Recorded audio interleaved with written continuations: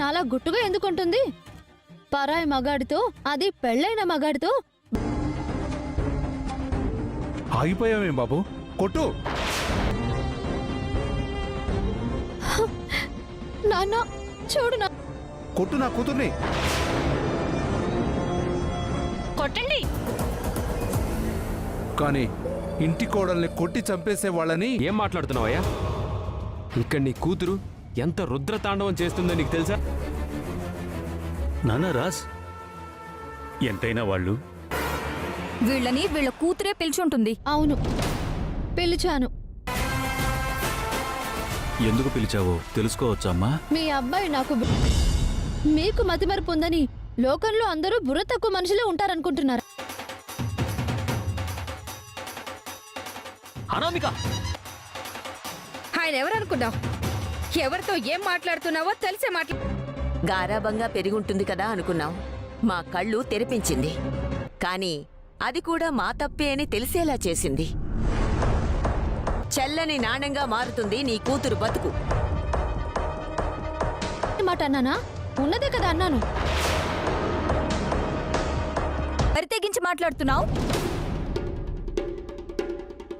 ఏమయ్యా మాట్లాడుతుంటే మీ ముగ్గురి మొహాన పేడ కొట్టి వీధి నుండి గెంటేస్తాను. విన్నావా అమ్మా? అనామిక, ఒక్క నిమిషం నువ్వు. ఎంతైనా తను మోసపడిన ఆడదానికి అక్కవి కదా. మీ కూతురు వ్యవహారం చాలా ఎక్కువ చేస్తోంది. ఊరుకో బేబీ, ఎందుకు చెప్తున్నానో అర్థం చేసుకో. నీకెన్ని కష్టాలొచ్చాయి, నువ్వెన్ని. దానికి తిని కూర్చోలేక బాగా బలిసి తన వల్ల భార్యాభర్తల మధ్య సమస్య అనుకున్నాం. కానీ ఇది ఈ ఇంటి పరువు ప్రతిష్టలకు సంబంధించిన అమ్మాయి నోటిని ప్రవర్తనని అదుపులో పెట్టుకుని ఉండమని చెప్పండి.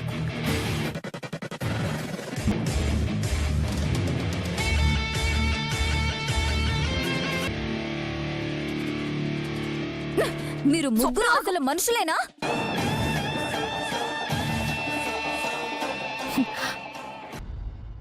మీకు సంస్కారం ఉంటే కదా మీ కూతురికి నేర్పడానికి.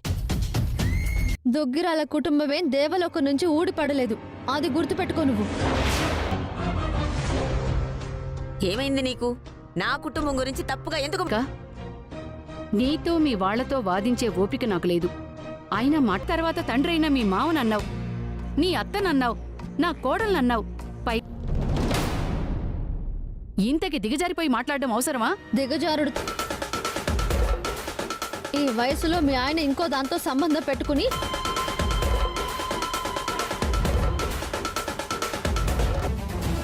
మా సహనం హద్దులు దాటుతోంది. అవునండి, ఈ ఇంట్లో ఏ పని చేయకుండా ఇంట్లో కూర్చునే మొగుడితో సర్దుకుపోతూ ఉండాలా? అలానే ఒక చేతగాని చవటలా తయారు చేస్తున్నారు. ఎన్ని మాటలంటావే? నువ్వసలు ఆడదానివేనా?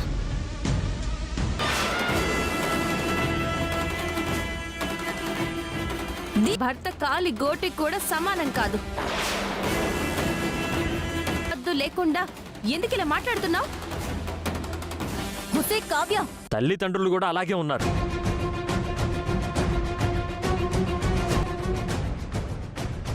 వెళ్ళండి, మీ కూతుర్ని తీసుకొని వెళ్ళిపోండి. నా జీవితంలో నా నోటి నుండి నేను జారిన తప్పుడు మాట.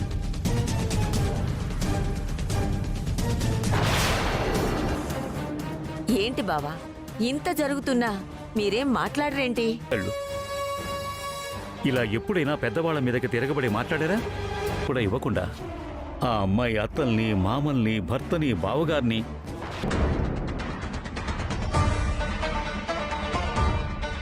ఎదురు తిరిగితే ఇక్కడ ఎంతమంది నా వెనక నిలబడున్నారో తెలుసు కదా. అనుకుంటున్నావా? నీ కాళ్ళు వేళ్లు పట్టుకుని బతి నువ్వే భరించలేక నా ఇంటికొచ్చి నా కాళ్ళు పట్టుకునేలా చేస్తాను.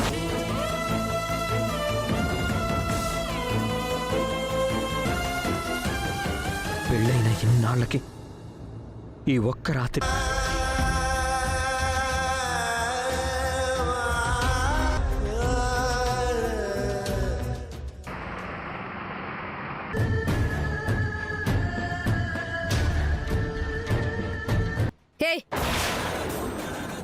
నన్ను ఓదార్చడానికి వచ్చావా? నువ్వు మీ అమ్మ కలిసి ఏ మందో మాకు పెట్టారు. చేసిందంతా చేసి నంక నాచిలా నా దగ్గరకు వచ్చి ఓదారుస్తున్నావా? ధాన్యలక్ష్మి, ఏమన్నావు నా కోడల్ని? ఏమన్నావు? నీ కోడలికి కొవ్వెక్కి అత్తని కావ్యననే హక్కు నీకెవరిచ్చారు? అన్ని మాటలని నువ్వాగో, నాకేం కాదు. ఈ ఇంటి ఇదే ఆఖరిసారి చెప్తున్నాను ధాన్యలక్ష్మి. నువ్వు బాధలో ఉన్నావని ఓదార్చింది. చిన్నత్తవి కదా అని అనుకుంటున్నావా? అది ఈ కుటుంబాన్ని భ్రష్టు పట్టించడానికి అడుగుపెట్టిన ముసలం. నా కొడుకు ఒక బిడ్డని తెచ్చి వాడి కొడుకేని చెప్పిన రోజు నీ ఎదురు దెబ్బలు తిన్నా సరే భర్తే సర్వస్వం అనుకుని ఇక్కడే ఉంది. ఆగో, వెళ్ళిపోవడం కాదు, గుర్తు. అత్తయ్య, అదేంటి? నువ్వేవైనా వెర్రిబాకులు దానివా? నీ తప్పు లేకుండా నిన్నెవరైనా నా కొడుక్కి తల ఉంపులు తెస్తున్నావు, పిచ్చి మొహందానా. ఉండండి, నేను మంచినీళ్ళు తీసుకొస్తాను.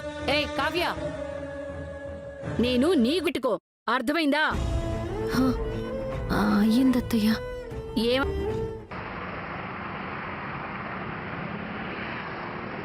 గురించి, భర్త గురించి, కాపురం గురించి ఎన్నో కలలు కంది. ఆ ఆశలన్నీ ముక్కలైపోయి ఆమె జీవితంలో చీకటి అలుముకుంది. వీళ్ళిద్దరూ కలిసి అనామిక జీవితంతో ఆడుకుంటున్నారు. రైట్, ఈ దయనీయమైన కథని చూస్తూనే ఉన్నారు. చూద్దాం.